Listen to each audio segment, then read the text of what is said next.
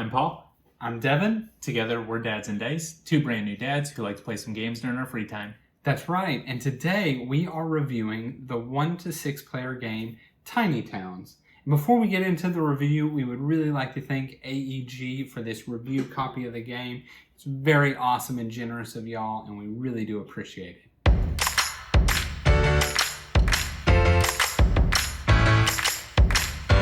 Getting into Tiny Towns here, this game here is a really neat little fun tiny town building game. You have a 4x4 grid, and you are going to be placing 5 different resources in various patterns to build different buildings in the town. I think there's 7 different buildings, and each time you play one, it gains victory points or an ability or a combination of the two. And it's just a really neat little done game. Yeah, we've definitely gotten this one to the table quite a few times. The replayability on this game is really high. Like Devin said, there's 7 different buildings plus your monuments, so really 8 buildings in total. But within those 7 buildings, there's 4 different ones of that type, right? So one card may say if the cloisters are in the 4 corners, or it might be a church if it's something different. You have different farm type buildings that say if this is built, it would feed the cottage or something like that, right? So the cards are very different, and you can mix and match them and just have a bunch of different ways to play the game. Yeah, and I find that the game is really hiddenly strategic. It seems like this cute little tiny town building game, and it is that, but there is a whole lot of strategy to it and to where you're placing the different resources, and it really becomes a thinking it out, especially your first couple resources, they go here, they go there, but as you don't quite have the space available, you really have to think about your options, right? You've got a glass, and it's like, oh no, I don't need a glass. You can no longer just set it over here out of the way. You really have to begin to think, okay, so I'm going to do this with this one, which means I'll open up and be able to turn that glass into a cottage or whatever. And it's just, you really kind of begin to have to plan out many turns in advance that way. And I don't know, I personally really like that. Yeah, and there's a couple different ways to play this game. In our playthrough, we played with the town hall variant, but without that variant, really you have a master builder, that's your first player, and they call out a resource that they want onto their map. So this game can get pretty cutthroat if you're playing with a bunch of people, right? Because maybe I'm not going to call out the resource that I need, but I'm going to call a resource that Devin does not need, right? Something that's going to mess up his little blueprint, so that way he can get out of the game earlier.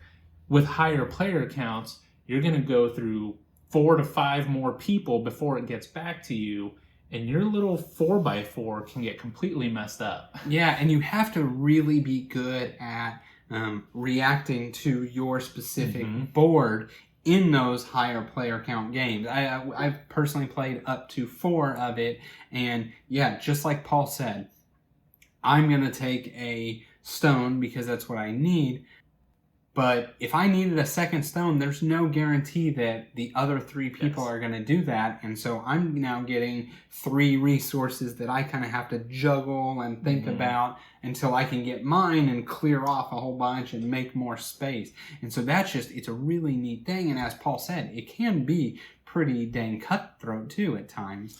Yeah, it's a really good test of just spatial awareness, right? Because there's some times, and you'll see it in our playthrough, where we get a stone and it's like, this is where my farm was going to go. Where can I kind of put this? And unfortunately, if you just kind of put it out of the way, it might just stay there and you're not going to be able to use it. And at the end of the game, any spaces that you don't use is -1 point. So, it really takes some good planning and some good foresight to get your tiny town the way that you want it to be. Yeah, and it's, that reactiveness of it, talking about the playthrough that we recorded, I was certain that I was going to be building a farm over here on the left side of my board, and then next thing you know, I'm having to put it on the right side, and then that didn't work, and I'm having to put it on the bottom, and I just got lucky that it actually made it there on the bottom, but I kept having to pivot where it was going to be and react to the different things that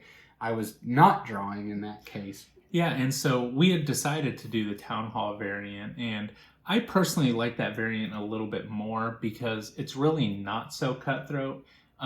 Not that at a two-player game, the normal version's not that bad, but this one just gives it a little bit more randomness and a little bit less choice. So we're kind of on equal footing there, right? I say that, but if you watch the playthrough, you'll know that I got destroyed on it. But, the card comes out, you have to draw that. A second card comes out, you have to get that. But on the third time, you actually get to pick something. So there is going to be some differences between our maps in that case. I can't just copy exactly what Devin's doing. Right. Another really positive thing about this game is that regardless of whether you're playing 2 to 6 players, the playtime stays dang near the same. It all plays simultaneously. It doesn't matter what variant you're playing, whether it's the Master Builder variant or the Town Hall variant. I'm choosing wheat, and everybody's taking wheat. Everybody's placing wheat. They build the buildings if they make their space. Yep. And then it goes to Paul, and Paul's choosing stone, and so on. And so you can play with 6 people, and it's going to hit that 45-minute play that it hits at 2 players.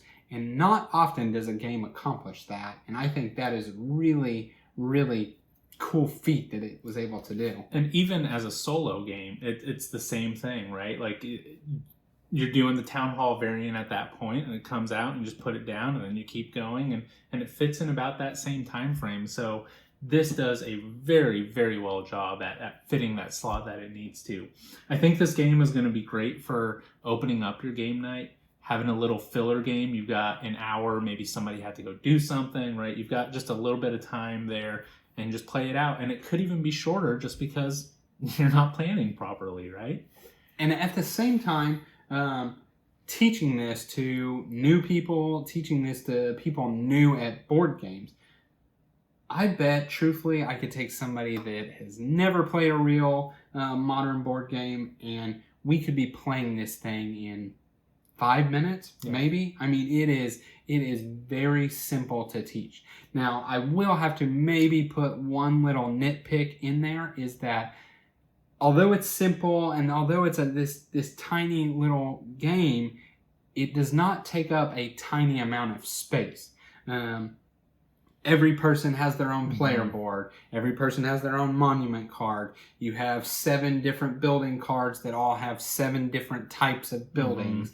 You then have the pool of resources. And in our games, we don't separate the resources. It's just into a pile and you draw from, because they're just going to go right back there. But still, ultimately, it does eat up a lot of table space.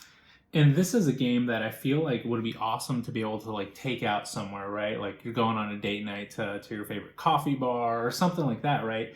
And, a lot of the times those tables aren't that big, so you can make it work, but for what it is, it feels like it should be a little more compact. Yeah, just right? A little bit more compact, exactly. So, but again, that is just one minor nitpick, and that's really about the only negative thing I can say about the game. I think it's a great game, especially for what it is, for that introductory or that starter of the game day, starter of the game night, for that 45-minute time slot. It's a lot of times that's a hard slot to fill. We only have an hour to play, and even with it taking up space, you can dump everything out, you can play, and then stick it all in bags, put it all back up.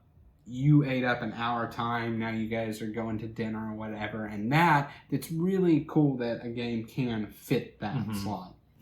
Okay, so that was our review of Tiny Towns. Again, we really do want to thank AEG for giving us this copy to review. That was awesome of y'all. We really do appreciate it. And for all of you, please comment, like, subscribe. all of those things. It really does help us, helps our channel grow, helps others see these videos. If you're liking them, give it that like so that others can also hopefully like them. That's all we have. We really do appreciate it. We'll see y'all in the next one. Bye.